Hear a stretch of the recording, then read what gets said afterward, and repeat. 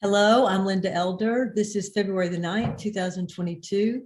I'm here with my colleague, Dr. Gerald Nosich. Hello, Gerald. Hi, Linda. Good to be with you again. We Talking are about questions. Yes, we always enjoy our talks. And we are, for those of you who don't know, we are with the Foundation for Critical Thinking, which is a 501c3 nonprofit organization in California. We're focused in this series on the analysis of reasoning, going deeper. So we're going beyond the fundamentals that we normally focus on. And in this particular part of the series, we're focused on questions. And today we're going to begin by talking about conceptual questions. So one of the interesting things about questions, as we see in this series, is that there is a lot of fruitfulness in terms of angles from which we can approach questions. And this is an example, as the content in the other sessions have also been examples of that fact. And so, for example, let's take conceptual questions. So we can make a move right away. We can divide conceptual questions into simple conceptual questions versus complex conceptual questions. And so the simple conceptual questions are questions that are settled through definition alone. So in a way, they're sort of easy if you understand that first move, that basic move. And I will give some examples in a few minutes as a starting place. And then there are complex conceptual questions, which are questions that are basically questions requiring reason judgment, focused on a given question. I'm sorry, a given concept. Mm-hmm. All right, so this would be an example of a simple conceptual question. What are the basic differences between socialization, training, indoctrination, and education? And actually, this is a very fun and fruitful activity with students and with our colleagues, and that is to look up the terms social in groups, let's say, or individually, socialization, training, indoctrination, and education, and maybe we're a group of four and each of us looks up one of the words. We look in multiple dictionaries to get the best definitions, and then we discuss the basic differences based on those definitions. So this would be a simple conceptual question because the answer is in the definitions. Okay. Would you like to jump in there, Gerald? Oh, I just wanted to say something about the concept of concept, or the concept of what makes something a conceptual question. Because concept and conceptual, the word concept has multiple meanings in English. So we sometimes use the word concept to mean an idea, no matter how complex it is. Whereas when I'm thinking of what's a conceptual question, it usually centers around or it's marked by a word like education or socialization, mm-hmm. or the more proper way to describe it is by a term. So it could be, having two parts or three parts. Psychology of education is a concept that I can investigate. And then what I'm looking for is how to understand it accurately and clearly and relevantly in a way that sorts things out. I say that because sometimes people will, quite properly, given our ordinary uses of English, will say that a concept is, they'll give us an example of a concept, something like honesty is the best policy as mm-hmm. a concept, right? Whereas it's a full-flown idea, whereas I think of that as an assumption or a conclusion that you might come to. So I just wanted to say something about concepts before we begin. And of course, we're going to do one or more sessions, a podcast concepts. So there we'll go in deeper there, of course. So when we think of the elements of reasoning, and we have the 8 different categories, if you look within those categories, you're going to find more complexity. So looking at concepts, we also have within concepts, the element, we have theories, and we have principles, and we have axioms, and therefore we have to understand that the element, the word that labels the element of reasoning is the best term, the best one word that can be found to capture the complexities within that element. But we still have to be able to move in and out of those complexities. And the example that you gave, honesty is the best policy, is actually, I think of that as a principle. It's also a conclusion, right? But so it depends on where you are in the elements, or the in terms of the context. So you're right. So then, and in this case, when we think of conceptual questions, we are focused on terms fundamentally. There would be exceptions to this, of course, but the easiest way in is to think of simple questions focused on definitions, where the answer is given in the definition. If you know the definition, basically you're home free, so to speak, because that's where you get your foundations. Now you still have to be able to, in a case like the question that we're focusing, what are the basic differences between the meanings of the words socialization, training, indoctrination, and education? After people, going back to my activity, so after people do this activity, now they discuss the differences, and often they're wrong. In other words, they've read the definitions, they've presumably studied them, and they are not able to see the differences as laid down in the definitions. Right. So that's another problem, but that comes from the fact that we are not, we don't get experience in working with dictionaries. It sounds almost like something like Mickey Mouse, like something you did when you were in elementary school. When to many people, they don't appreciate the importance of language, of words, of definitions, of how we move in and out of definitions. The words can be used in multiple ways, sometimes in conflicting ways. You know, but this is again on concepts. So here's another question. Can a country be called a democracy? This is another simple conceptual question. Can a country be called a democracy if the political power is not in the hands of the people? So you see the move that we have to make there. So can a country be called a democracy? Well, if I stop there, I realize I have to know what democracy means. I have to have definitions of democracy to work with here.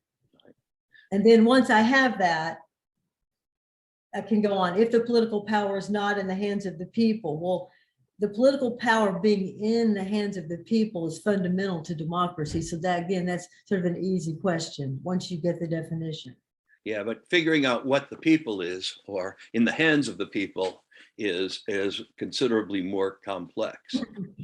Yes. Yeah, but let me say that, I mean, what we say is, can a country be called a democracy if the power is not in the hands of the people? And bring in the standards of critical thinking. What we mean by that is, can a country accurately be called a democracy? Because of course, many countries are in fact called democracies when the power is not in the hands of the people at all.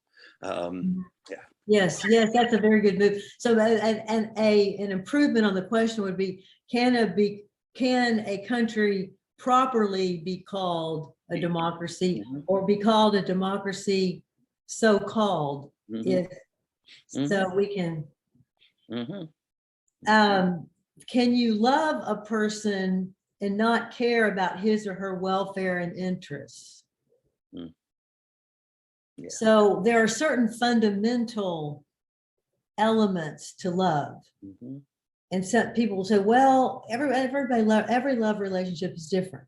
And the answer to that is yes, that's true. And that's very important. But there is still going to be a core set of principles by which you would have to live and properly then be able to use the term love Right. in application to that. Right. Right. Yeah.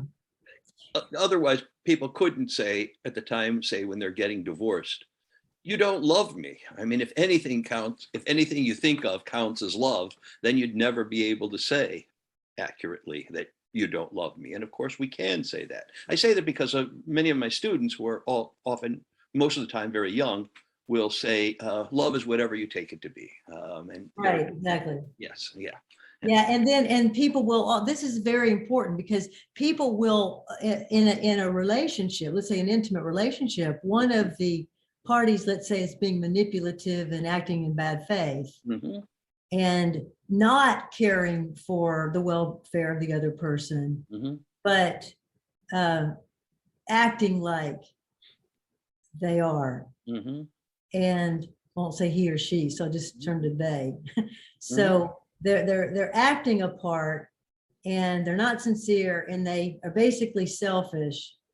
And but they then will make the move, but honey, you know that I love you. And this happens in abusive relationships. We've heard of that, we understand the cycle, right? And so afterwards the person is often remorseful and comes back Mm-hmm. and actually does mean it very often. Indeed, yeah. But it's not love if it doesn't have these elements. It doesn't matter how sorry you are later. Right.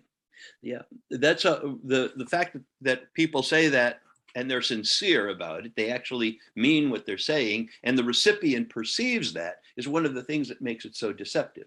Because you can see that the person is saying, "Honey, I love you," and you can see that they mean it, and then your heart melts in turn, but that's different from the question of whether that can properly or accurately be described as a loving relationship.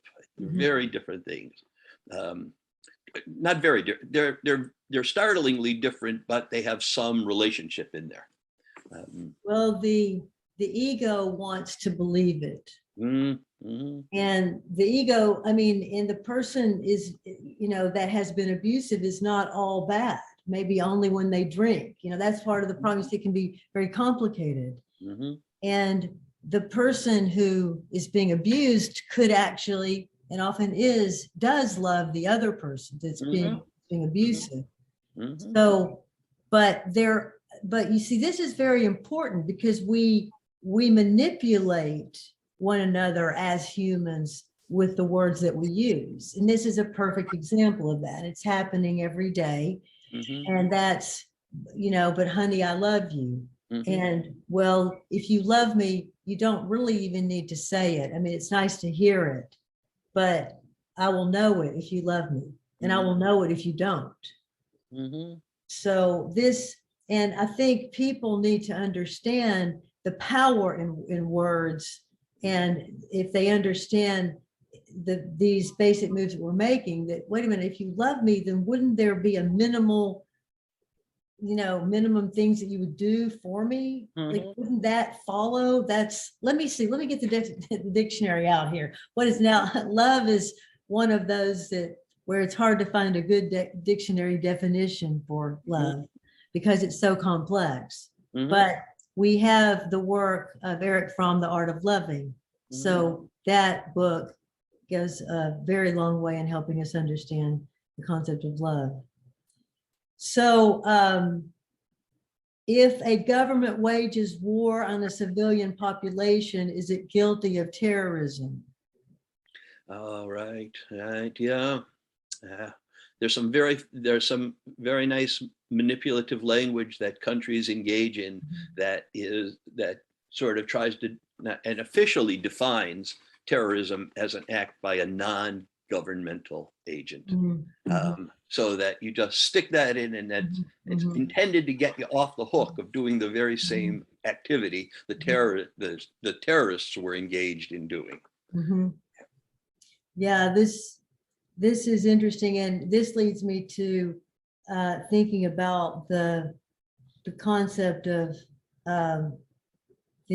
let's say, if you're in war and you're supposed to kill other people, that's why you're there, to kill the other side. Mm-hmm. Kill as many as you can, not be killed. Mm-hmm. But if you kill those other people, that's not called murder. Right. Right. But it's called murder if you step out of that Right. context. Yeah. And therefore you can see how people might get a little, that doing the one could lead to doing the other. And in any case, this is why concepts are so important, that we have to understand what the context is implying for the words that we're using. Mm-hmm.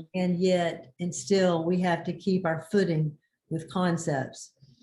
All right, so we've got, so these are some, they may not seem simple, but these were some simple conceptual questions. Right. And the reason they didn't seem so simple is because when we're dealing with concepts, that's not simple. Unless it's a concrete, easy concept, right? Like, so, is this an ink pen? So yes, I'm holding up an ink pen, so therefore that's easy, right? But when we do conceptual work, it takes certain moves that we have to make in a disciplined way. And that's what we're talking about here, how you would approach these so-called simple conceptual questions. Mm-hmm. And I'd say one of the reasons their examples were simple or seemed simple is that we were actually only explicating minimal conditions for love. That is, we weren't trying to say exactly what love is in its fullness. We were saying, without this much, it doesn't count as love. Whereas if we were going to explicate what love was, I think that would make it a complex conceptual question. Well, it's interesting. The term simple actually is probably not the right, what we're trying to do here is juxtapose simple versus complex. So that was all right, except that it's sort of misleading to say these are simple. Right. And what we have in our thinker's guide to asking essential questions, from which I'm reading right now, and I'm on page 11, the title for this section that I've been reading from says simple conceptual questions, parentheses, definitional. So maybe we should call these definitional conceptual questions. Right. And then that's more accurate, and they all are. There's not a, so in any case, that's something I've never thought about. Well, but even definitional may not capture it, because if you think of a lot of different definitions, like the definition of critical thinking, they're definitional in one sense, in that whoever tries to give one is trying to give a definition for critical thinking, which captures all or as much of the complexity of critical thinking as you can capture in a very short statement.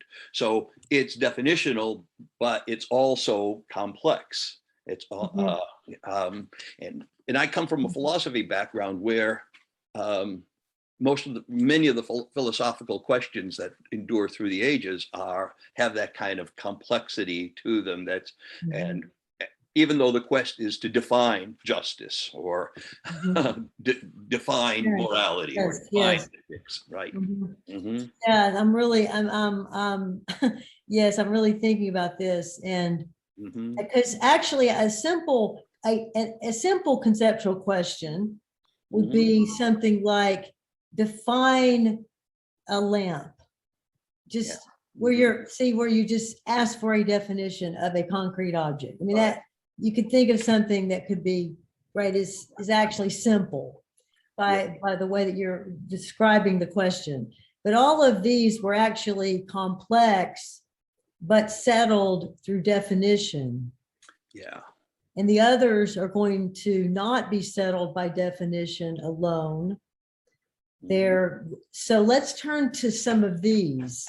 Okay. And these would be multilogical. Obviously, we've in our previous session, we focused on 3 types of questions. So that content is presupposed here. So in other words, we know that it's a question requiring reasoned judgment. So there's not just going to be one right answer. And we're going to have to think within multiple viewpoints, potentially, but at least through complexities. And we can't, so, all right, so let me give you one question from the list. To what extent is psychology scientific? And then, of course, to what extent is it not? Now, I think we can burrow into some of these, but let me read a few, and then let's come back and burrow into some. So the next question is: democracy compatible with communism? Are there different forms of democracy, of communism? Is democracy compatible with capitalism? What does each concept presuppose and imply? What must we consider to decide these questions? Now let's burrow into that one a bit, if we could, and come back to the first one, because I want to spend a little more time with that. So now, one of the things that is being pointed out in these questions is that communism is parallel to capitalism. It's an economic system. It's not a political system per se, but we tend to think, people tend to think that you couldn't have a democracy. And first of all, is democracy compatible with communism? Most people say, of course not, because those don't go hand in hand. But that would mean that they're thinking that they're either both economic systems or both political systems. Right. Yeah, I think one of the great disadvantages or negative effects is the fact that communism was paired so strongly with the Soviet Union. Right. And so it almost completely, the term communism has been tainted by its association with the Soviet Union. And so is the term socialism to a large extent also, without realizing that those are really two quite separate, economics is quite separate from the political structure. And you can see this even in relation to, what can I say, reputable, fair-minded historians or political scientists. So if you read about the Vietnam War, or you watch a video of the Vietnam War, even a well-done one, balanced, there's a very nice multi-series on the Vietnam War. They will say the communist soldiers came down and attacked the South Vietnam this way, and they did that. And so North Vietnamese soldiers are often called communist soldiers, as is of course perfectly correct, because they are, but they never describe the other side, the American side, as the capitalist soldiers. And no one ever would even think to say the capitalist soldiers fought in this battle against the communists. So they use the economic term to cover both political and economics, but they use capitalism only reserved for the economics, without addressing the extent to which capitalism also is politically loaded. And what is missing when we think about the concept of communism, as you said, we tend to think about Russia and the tragedies that occurred there under the banner. But that historical set of events it pales in comparison to the communistic groups that have lived among humans for thousands of years, tens of thousands, right? I mean, communistic communities where you're sharing what you have was how humans would have had to survive. So we began as communists in that sense. But this discussion in this country is very uncomfortable to people, and even to many college professors. So we have, it's like if you say communism, it's like we're going to, everybody's going to have this horrible life after that. It's like, it's just all egocentric immediacy. It's like everything bad's going to happen under that umbrella, without realizing that communism is merely an economic system among others. Right. And that socialism and that concept is not here, but could be added to this list of questions. Right. Yeah. Go ahead. I was going to say, yeah, I don't have much affinity for communism as an economic system, or of course as a political system, but in fact, it seems to me most times in your family, you live communistically. I mean, you don't support this child because this child has a job and is bringing in income, and you don't support this child because this child doesn't have a job and is not bringing in income. So it's but it's a different question of whether you can run a whole country in a family-like way. That's an open question, but it's not as if communism is alien to us in that respect. No, and in fact, this is what I mean. This is why it's sad that we can't really even use the term. So take the concept of a commune.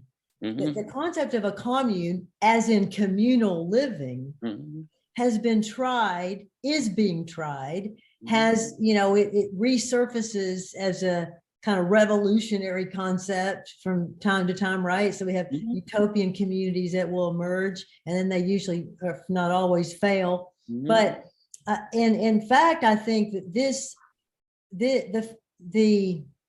is a very important concept for the sustainability of the human species over time, because I think that our isolation is killing us quite literally. And we're not designed to be isolated, even if we think we are designed to be isolated. And one answer to that is communal living to some degree.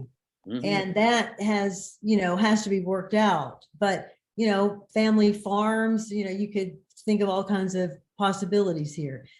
So my point is that if you're not allowed to use the word communism, then how can you have these kinds of discussions? How can you even think about the concept if you're not allowed to speak about the concept? And this is why we should explore the concept a bit where we can. And then you're right. So we do share things in common, as you mentioned, in our families, and some families don't do that. Some families are more, let's say, the parents are, let's say, stingy, as an example, or one of them is, and so the whole family sort of they hey, this is my stuff, my stuff. This is my stuff, right? And so there's that. And so, in other words, it's a complex concept to be applied in any case, right? Or whatever you're applying it to. Yeah. We're not trying to apply this to a country yet. We're just playing with the term as in terms of these questions that we're asking. So then we know that we share certain things in common. For example, we share parks in common. Yeah, right. We share and we want more open spaces. I think we're going to have more communal spaces in the future, because we're going to think more about what is needed by the human, so that, in other words, we're not going to have these suburbs where there's just rows and rows of houses. We're going to have parks within communities and places where. So I'm just saying this is communism. Yeah, and I might probably say tends towards socialism in my mind, but if I think about things that are publicly owned, which is kind of the essence of socialism and communism, things that are publicly owned, we just ignore how much in our society is publicly owned. You mentioned public parks, Exactly. but also streets are not. I mean, Right. it's not as if you own your street and you charge other people for driving through. Police departments are publicly owned. Congress is publicly owned. The Capitol building is publicly owned. The White House is publicly owned. So we have our state universities are publicly owned. So we have a vast amount of socialism without it being called socialism at all. Whereas when those were in the Soviet Union, we didn't say they were publicly owned. We said they were state owned. And notice what a different flavor it gives you if you say your university is owned by the state. Exactly. So then, and when we think about, let's say, is socialism viable? And I think of socialism as kind of it's in between communism and democracy. So I mean capitalism, excuse me. So that some things are shared in common and some things we hold privately. Right. And so when we ask the question, is socialism possible? Is it feasible at the state level, or for a government, for a country? Well, the answer to that, we need to look at countries that have tried it. And we need to look at all of them. We need to consider all of these, and we need to consider the successes and the failures. And then we need to examine why they succeeded and why they failed. So, of course, one obvious example that comes to mind for me is Cuba, which has been very successful in many ways, at least since the takeover from the United States. And in terms of providing for the people, having their basic needs met, everybody, having a place to live. And so, and also Costa Rica has a very liberal social policy. And if you are employable, you will have a job in Costa Rica. And they also have an anti-war policy. They don't engage in war because they don't have any money to. And they say, well, all we've got the money for is our people. We don't have enough of that. So I'm not, I know there are problems in both of these countries. So I don't want to be distorting the reality when I say these things. But my point is that there is a lot of good in what has actually been practiced in terms of socialism. And Scandinavian countries have had a history of quite a bit of socialism and are extremely prosperous as well, and engage in rough measurements of happiness. They tend to get on the happy. Yes. Denmark gets very highly on the happiness quotient. Though if you ask Danes, are you happy? They say no. But almost everybody says that. It's fascinating, isn't it? Yeah. So then there is a lot in this nest of questions that we've just been focusing on. Then we've added some as well. And here we see that to answer these questions, and we haven't even gotten to them, is democracy compatible with capitalism? What does each concept presuppose and imply? So first of all, we would need to do some dictionary work here. Wouldn't we? We need to make sure we know what democracy means, we know what communism means, when we know what capitalism means. I mean, in terms of educated usage. And then from there, we can begin to answer these questions to the degree that they can be answered without context. So then let's just run through a few more. So what is a true friend? Can you be a true friend to someone you dislike? All right, nice question. Very nice question. I don't have the thinker's guide in front of me, so it's been a while since I've read these examples. Right. Yeah. So every time, even if you've created them, no matter how much time it's been since you've looked, I mean, you always can learn from your own work, because you go back and you revisit, and you come from another angle. When you wrote it, maybe you just wrote the sentence, the question, didn't really think a lot about it at the time. So then that's the beauty of critical thinking. So what is it's interesting. What somebody could ask, wait a minute, how is that different from one of those definitional conceptual questions? And because, and then I would say, well, I have to say the first question is, what is a true friend? It's not, it didn't say what is a friend, but it's a little tricky. So what is a true friend? So I don't know. I'm wondering if this is a little problematic in the way that these are being, this particular one, whether it fits here or fits over there. But anyway, it doesn't really matter. What matters is whether you understand what a question is asking of you. Yeah. And that is what we have to remember. So if the question is asking me to just look up a definition, right, then actually, no, okay, so let me go back to that. This is true. This is why it's okay. So the previous question, which is, let's just call it a definitional conceptual question, was can you love a person and not care about his or her welfare and interests? It did not say what is love. Right. Right. So it took a core part of the definition that will be found in any good dictionary, right, and it included that, and right, so that it was unequivocal in terms of your answer. That's the difference. Right. Right. Okay, so yeah. All right. So then, what is a true friend? Again, if this had said, is a friend someone who is not concerned with your interest? Then you would make that a definitional, that would be a definitional question. Right. So, okay, so what is a true friend? And then can you be a true friend to someone you dislike? Okay, so what do you think of that question, Gerald? Oh, I think absolutely you could be. I mean, that if being a good friend involves, maybe among other things, looking out for the person's interest, doing what will most help them a lot, then I could do that for someone. I'm not saying that I would. I hope I would, but I could do things for them that a true friend would do. And in that sense, I'd be being a true friend. And that's independent of my feelings for that person. You find it often in people who've been divorced, but where it hasn't been one of those messy, angry divorces. They still have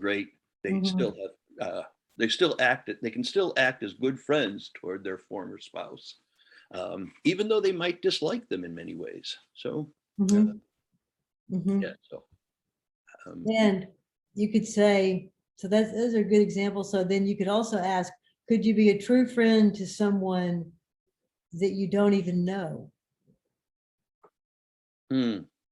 Yeah, I'd say the same thing. Yeah. So then let me give you an example of something that just happened that I just read about. So it's fresh. So there was a lot of snow and ice, and there were 3 cars that were stopped on the road because suddenly it just came down in the middle of nowhere-ish. I'm not sure exactly where.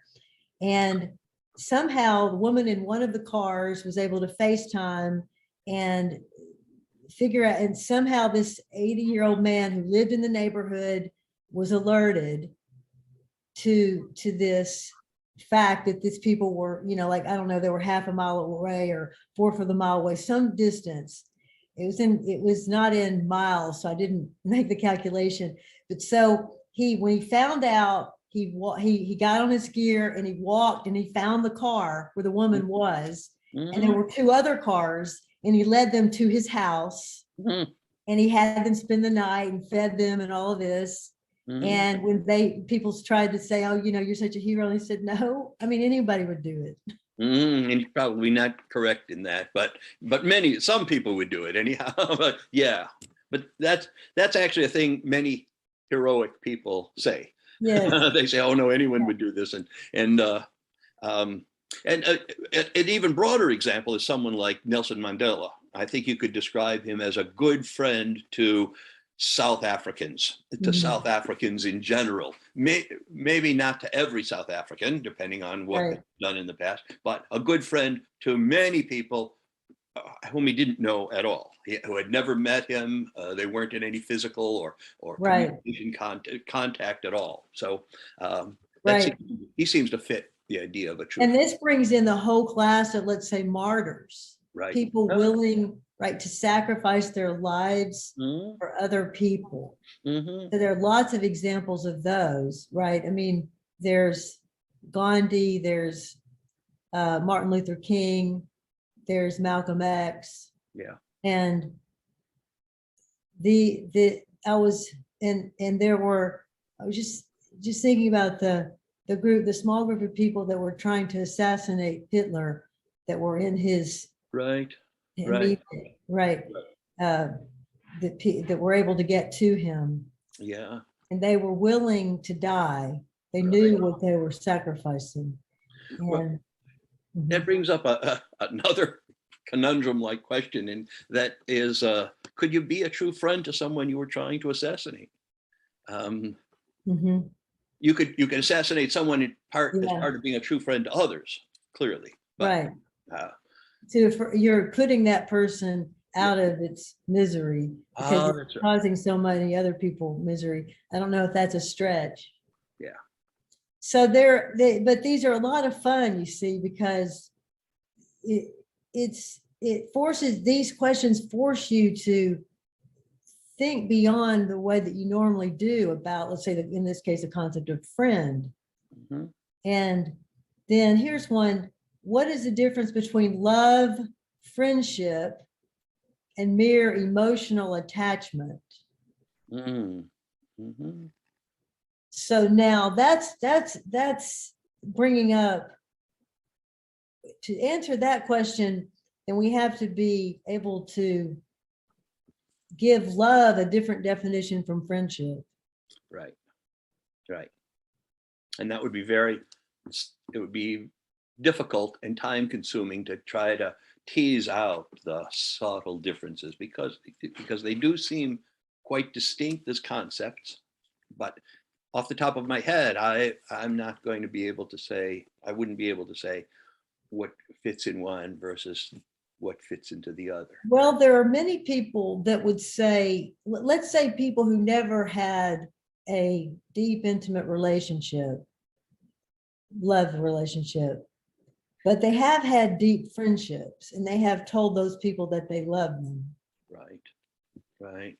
And so if you ask the question, is it possible to have a friend that you love? The answer is yes, Right. because love and friendship are not always, if you have a friend, that doesn't mean you love the person.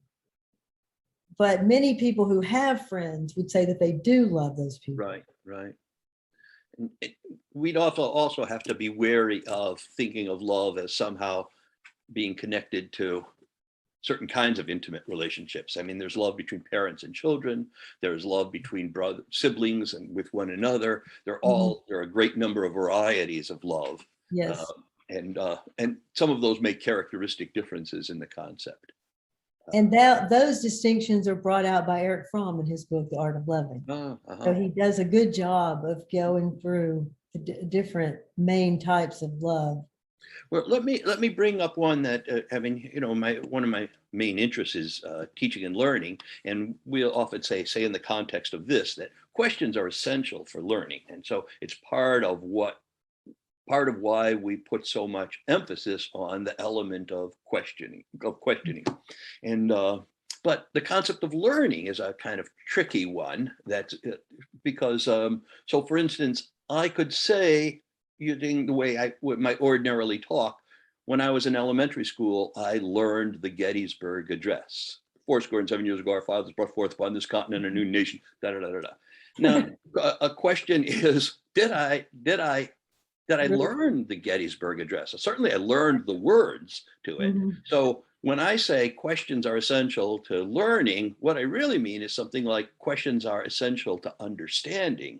And the difference between having my students understand something and having them learn it or be able to say back what it is they've heard in my class, maybe with some changes of their own, there's a big difference between those two. So learning is one of those deeply complex questions, concepts to explicate, I would say. Yes. What does it mean to actually learn something? Yes, yeah. Would be one possible question there. Mm-hmm. Yes, so then who is most responsible for the failure of the peace process in the Middle East? Hmm. Now that question, the reason why that is fundamentally a conceptual question is because the focus is on peace, the concept of peace, of establishing peace. And that, by the way, is a question we've been using for decades. Mm-hmm. Mm-hmm. And I might say it's a question that is that involves as a central part a conceptual question. It also involves data, Exactly. information about it. Exactly. Yeah. So it's also a borderline empirical question. Mm-hmm. Mm-hmm. Mm-hmm. So then, and a question need not be necessarily one or the other. Again, the important thing that is either conceptual or empirical. Important thing is if there's an empirical dimension, do you see it? If there's a conceptual dimension, do you see it? Mm-hmm. Right? And concepts tend to be just shoved into the background. Right. And that's one of the reasons why this is somewhat difficult. What countries in the world should be considered rogue states? So the concept of a rogue state is not agreed upon. Yeah. So countries that we would consider rogue states, or we might not consider them rogue states when we should, others will consider them rogue states. Right. And to me, Linda, it's I'm often just amazed and taken aback by how readily very sophisticated people can write essays or books or articles or give videos and talk about things like rogue states or democracy without addressing the question, what exactly do I mean by a rogue state, or what exactly do I mean by a democracy? And I tend to think that's kind of built into us as humans, unless we make an active, conscious intervention into our thought process, so that I step back from the thing I'm asking myself, from the question I'm addressing. I step back and I ask myself, okay, so what concepts are involved in that, and how do I understand those concepts? Like, how can I, a question instructors have all over the place, how can I teach my class better? And to me, what I would want them to ask as the next question is, wait, what do I actually mean by teaching? And how is that connected to learning? So that there's that characteristic, I think of it as a characteristic of critical thinking, that you're kind of stepping back from what you're actually, the problem you're addressing, and you're asking yourself the prior question about what do I need to understand in order to be able to answer this question intelligibly. Yes, so that this is very important. So take the question, what is education? So this is a question I often bring in early into teaching when I'm working with faculty. So I have them question one another on the question, what is education? And many of them realize during that they've never actually thought of that. They've never even asked the question. What does it mean to be an educated person? So we're in the classroom, we're teaching, but we don't know what the concept of education is because we haven't ever really discussed it. And the same will be true, I think, as you mentioned, for critical thinking. So critical thinking is now a term like education, in that people will say, well, they're presupposing that they're critical thinkers, and there's no need to define it, you see, because it's according to what I am. I am the critical thinker, whoever is thinking it, right? So and or I am the educated person, the person that does the things that I do. That's what an educated person is. Something like, it's very vague, but we're not even really thinking on that level. That would be at the unconscious level, Right. Yeah. not Vague, at the conscious level. yeah, vague and a little self-congratulatory too, with regard to both of those, educated and critical thinker. So take this question: what would it take to actually educate the students in public schools in the United States? Wow. Yeah. Right. First of all, you would have to grapple with the concept of education, and you have to have a rich concept, and that concept would have to link with critical thinking. Once you have that, then you could ask the rest of the question, which is, how do we then roll this out?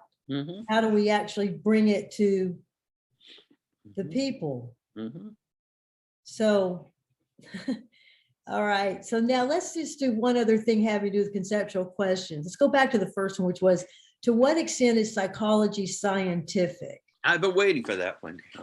Or, oh, now I've given you too much time to think now, Jerry. So to what extent is it, and to what extent is it not? Now, to work through this question, I'd like to go to some conceptual distinctions that really come to us from John Wilson's book, Thinking with Concepts, from 1963.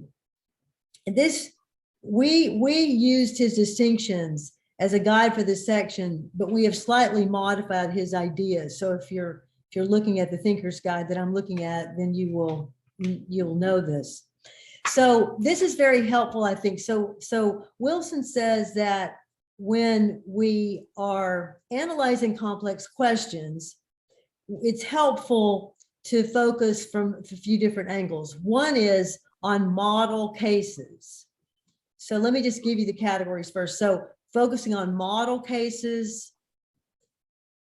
versus contrary cases, or related cases. And now a model case would be a paradigm instance of the concept. Contrary would be depicting obviously the opposite of the concept.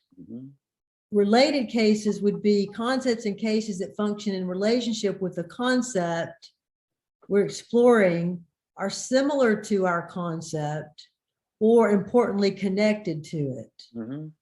Okay, so then there are borderline cases, right? Cases with features both of the model and of cases ordinarily considered different from the model case, and that gets a little messy, but it's okay. We don't need to be, what we need to do is to just as students of this work, to just try to take one question and see how this helps us answer that question. So, because we don't want just the theory, this, okay, that's really interesting. So John Wilson said this, and so how does this help us? All right, so to what extent is psychology scientific? So let's see if we can focus on model cases. Okay. So I think that's pretty easy, right? So there, for example, there are lots of research. There's a lot of good research being done in psychology. Okay.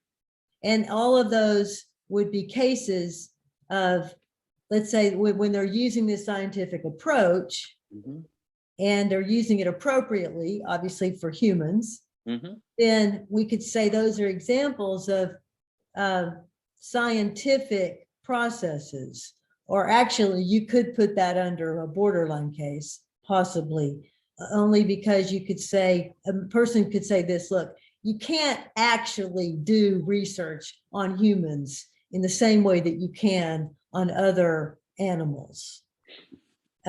You can't, it's not pure science, because as soon as you have this human there, you've got all kinds of complexities. I mean, I think that move could be made. Oh, I see. Right. So I'm considering moves that people could make that could fit into any of these categories. All right. So one model case would be, so for example, take any of the classic studies, like the obedience studies that were done in the 50s. Right. So those were done in a very scientific way, and those count as scientific processes appropriate to psychology, something like that. So were you thinking of other examples of model cases of where psychology is clearly a science? Yeah, I read a lot in experimental psychology where they do fairly rigorous experiments with subjects, and you do it to a lot of different groups so that you get representative samples, and they find out things like that humans will very readily steal small objects. They will not steal $100 bill. Typically, your friends will not typically steal $100 bill if you leave it on the dresser and they're staying at your house. But they may very well steal your pens, or I'm using the word steal just because it's the word used in the study. They'll take, without asking permission, a pen or a ruler or a memento, and so that gets very well established experimentally. It's on behavior, so it's not on what the people are thinking. And it's not therapeutic, which puts it in a different category. And there are a lot of such studies that way. I'm not saying that all of them are excellent, but they all either conform to scientific method or attempt to conform to scientific method. It's a fairly rigorous way. So experimental psychology would seem to me to be a good paradigmatic example of psychology as science. That's not true of all psychology, though. But. Right. Well, especially, or one example would be the use of animal experimentation to understand human psychology. Now, I'm hopeful that we're moving away from that, but that has been happening in the field of experimental psychology. Right. And obviously those cases would count as model cases. Right. Even though it may not be good science, it still would be considered science. And that we're trying to figure out whether it makes sense to actually call psychology a science. And it wouldn't be called ethical science, but it might be good science in the sense of actually being scientific. I think that's what. Exactly. It's unethical. Right. Because it's not. We can't justify the use of animals in that way, not from the point of view of considering the rights and needs of other sentient creatures. So yeah, that's a different question. So, but now in this era, in this point in history, this time in history, psychology is basically thinks of itself as a science. That is, it's increasingly called a science in academia. And then there's this relationship between psychology and psychiatry, where basically the use of pharmaceutical drugs are an early line of defense. And so that makes it so psychology has been influenced by the psychiatric community, and psychiatric community is largely scientific. So there are other examples that we could come up with that we could create for model cases here. So we can make a case. Go ahead. I was going to ask you, what's a contrary case? Yeah. So model one. This is a contrary case, I think, is basically all of the good theory, all of the good psychological theory that isn't based in scientific studies. Yes. All of it counts. All of the good theory that, let's take all of the work of Erich Fromm. Right. So he was not a scientist. Right. And then even though Freud thought of himself as a scientist, I don't see how he really counts. No. Right. His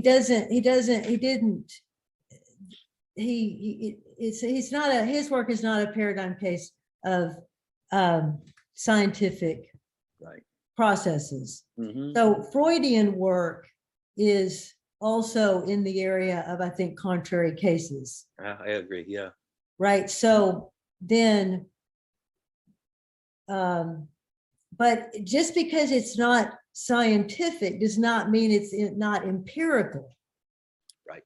Right. So that's what, I mean, all of our experiences are based in some kind of empirical reality. Mhm. So, but it doesn't mean we're doing scientific experiments with our life every minute to figure everything out that we're figuring out. Mhm. Mhm. So there's a lot of, we see that there's a lot of science in psychology, but there's also a lot of theory that has to be considered that doesn't fit. So take, for example, the work of Albert Ellis. Mhm. All of his work fits into this category. And now his work is increasingly being proven through scientific studies. Right. But it didn't have to be proven because it was already, you see, some things you can take by logic and through reasoning, not through a scientific experiment. You don't need a scientific experiment for everything. So, for example, when Albert Ellis was being trained, he was trained in Freudian psychology, and he tried that for many years, for about 10 years. And he just didn't think that his clients were getting any better. And so, you know, so one thing that you're supposed to do is to get the person that can't fall in love or be in love with someone to fall in love with you. And then that's going to help them transfer to someone else. And he says in one of his books, he could get them to fall in love with him, but not to transfer to someone else. Mhm. That maybe that was a little arrogant, but it was probably also true. Mhm. But anyway, he was making the point that it, you know, it sounds good as theory, but it didn't actually work. And so what he did is he said, well, let me go back to my own experiences and my own knowledge that I've used that have helped me live at, I think, a fairly rational level. Mhm. And he realized, like, one of the things that he did is he remembered that he had studied Epictetus, because of course a Stoic philosopher, and he had been living by Stoic principles. Mhm. And he immediately realized that that was one of the main reasons why he was functioning well. Of course, Stoics are closely related to critical thinking. Stoic philosophy is related directly to critical thinking theory. Mhm. So that's another example. So Stoic philosophy is important to psychology. Mhm. And of course, it's not scientific. Also, psychology, to be a good psychologist, I think you also need to be something of a philosopher, something of a sociologist, something of an anthropologist, and more, but not just in, you know, just studying what has been written in psychology. So these are, I think, all would count as contrary cases. Yeah, and I would actually, partly for a reason you mentioned, I would think of Albert Ellis's work as kind of borderline, because it's partly theoretical and it's partly, well, at least lots of the research says cognitive behavior therapy is which is a kind of branch of what Right. did. The cognitive behavior therapy is, as far as I've read, is the only therapy that's been shown to be more effective than a placebo. And so I think that the fact that the theory is logical and makes good sense is not enough. I think it actually has to come out in practice, because it's very easy to reason something through and think that it makes sense and then not have it work out in practice. The idea of punishing people when they do things that are bad, that'll tend to make them do better. That there's a way in which, if I put myself in a certain frame of mind, that makes perfectly good sense. Of course that's true, and it's not. Right. I mean, it's quite far from the truth. So it's true enough of the time, and in certain cases, to make us believe that it's true across the board.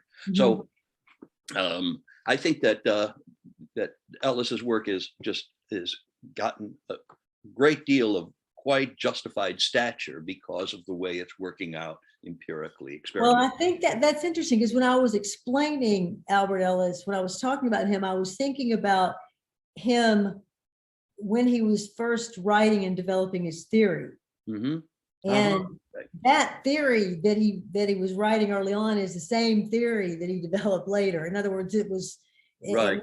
When it came to fruition, it was there, and then he refined it with certain moves. But though at that time, the science, we didn't have something called cognitive behavior therapy. Right. So there wasn't the science wasn't there to support Mm-hmm. the theory. Mm-hmm. But Ellis, as all good theoreticians do, was using empirical knowledge very well. Mm-hmm. He was also explicitly focused on at least a few of the intellectual standards and elements of reasoning. Mm-hmm. Mm-hmm. And so he focused, for example, on logic, following out the logical implications. He just hammered people with that. Mm-hmm. So there you have logical and you have implications. You've got a standard, you got an element, and he worked it and he worked it and he worked it. He worked you into a corner until you had to accept that what he was saying was right, was true, because you couldn't give him a counter argument. Right. So he was bringing in critical thinking theory. Absolutely. Yeah. More implicitly. Yeah. Yeah.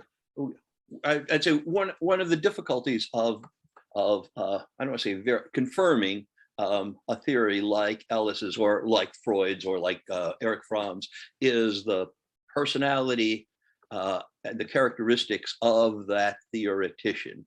So it's hard to at least initially, it's hard to divorce the effect of the theory from the effect of that therapist's personality, the forcefulness of Ellis, right? And so it wasn't until other people began practicing it with very different personalities from Ellis that we could get an idea, we could get some findings that showed it's the method that actually produces good results as well, perhaps, as the practitioner. Well, and there's another piece of this, and that is if you reduce psychology to science, then only those things that we've proven scientifically can we actually know to be true. Oh, yeah. And that's a great mistake. Yes, sure. So if you take Albert Ellis's theory, all of his theory, has every single bit of it been proven scientifically? Of course not. So that means we're only going to use the part that's been proven scientifically. Yeah. That is how many people think. Right. And that's what happens there is that we begin to water down his work, which is actually what has been done. And cognitive behavior therapy is only using a small amount of his powerful theory based on the science. You see, because science is proving this, is proving that. So we're going to do, so it's proven three things, for example. So we're going to do those three things. And this is why it's so dangerous to reduce a field like psychology to in this way, to just say, well, it's just scientific, because everything's, therefore we're going to have to prove everything with a research study. Yeah, and that brings up the other part of is psychology scientific, and that's the concept of scientific.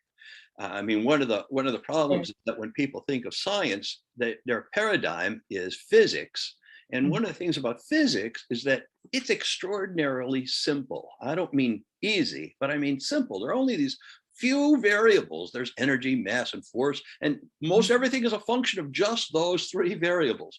Whereas if you take biology as a science, as it is, things are a lot more muddy in biology. How do biological organisms work? There's great complexity, and there's no way, just as you said of Ellis, there's no way to test out completely biological theories, test them out in all their fullness. You test that out when they touch ground over here, when they touch ground over here. That physics model of science makes everything makes it look as if everything has to be that simple, that you have this formula like Mhm. Einstein's relativity formula. It's Right. really simple, not easy, but simple, and you lay it out. But that's a misleading idea of what science is, I'd say, what science is in Mhm. general. Um, Mhm.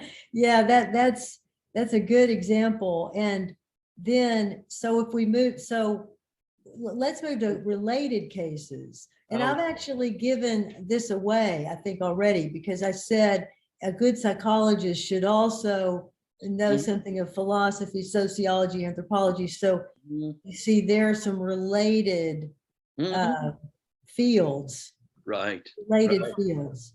yes. And so, for example, if I think of psychology, if I were developing psychology theory within psychology, Mhm, but I did not have understanding of critical thinking, which mhm, has its home fundamentally in philosophy. I mean, I think we can say that, although we do have the barriers mhm, of egocentric and sociocentric thinking, you see, and sociocentric thinking comes from sociology.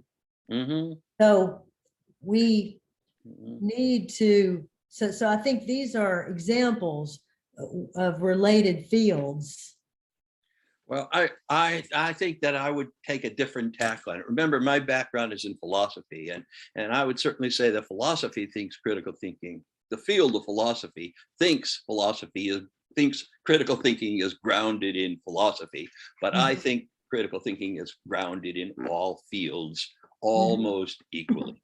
Um, so, um, uh, so, uh, Well, the way that I think of that is, it's true what you say. It's a generalist theory. Critical mhm, thinking is, in other words, every field can and does potentially contribute to critical thinking. But mhm, I'm thinking of the fundamental theory coming out of, really, let's say, Socrates, out of Stoic philosophy, out of even the early history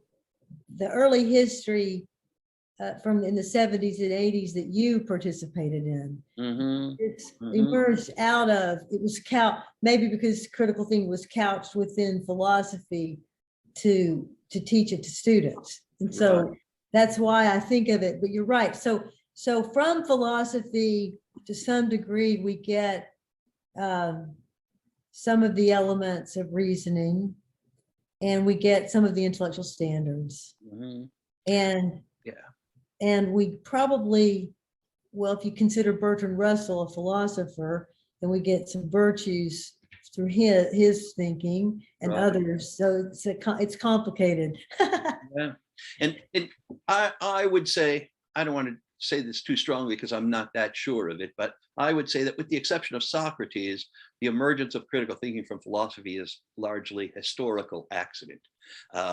That is, it could have emerged, critical thinking as a field could have emerged in many other fields. I can easily imagine a sociologist stepping back from Mhm. sociology and saying, Mhm. okay, how do people act? How do humans act? How do they think Mhm. things through? And he steps back and goes into then the logic of how people think. Mhm. Um, and I made the exception of Socrates because there's a way in which he founds philosophy. Philosophy seems to be built on him. And even the Mhm. Bertrand Mhm. Russell case, when he's doing what he would call philosophy, that's the part that's very distant from critical thinking. When he's doing Right, what we would think of as social thinking or a right. variety of sociology or psychology, that's when I think he makes the best contributions to critical Mhm. thinking. That's what I was thinking of, right? Because Yeah, he focuses on intellectual virtues, for example. He to some degree talks about intellectual discipline.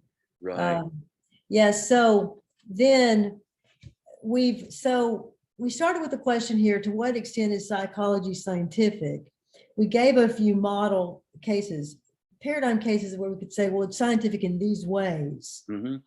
We also didn't mention there that neuroscience has really grown, and it's sort of trying to me, it looks like it's sort of trying to take over the field. Like Hmm. everything can be reduced to the brain. I'm Hmm. sorry, it's you've got the mind and you have the brain. There are interactions between the two, but the mind is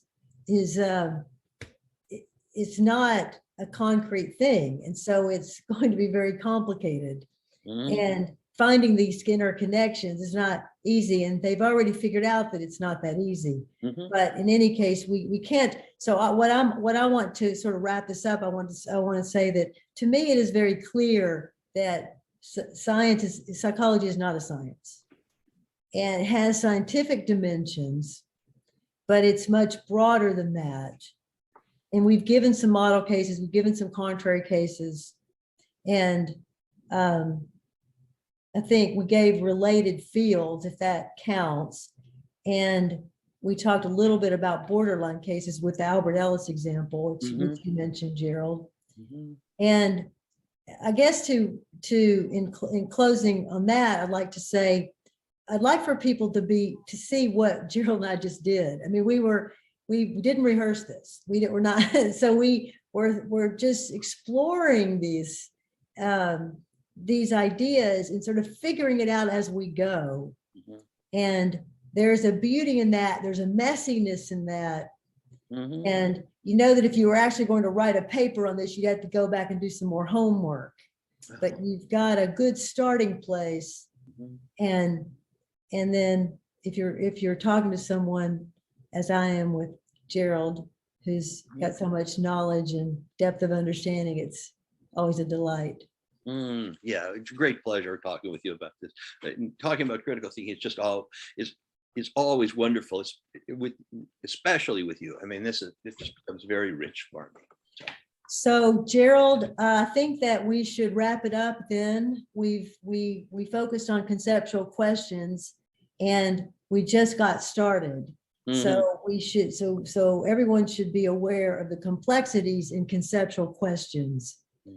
And we will be coming back to questions or to concepts in another podcast. But in any case, there's a lot there, and we're just getting started, and then now it's over. So thank you, Gerald, for this. Thank you, Linda. Very nice.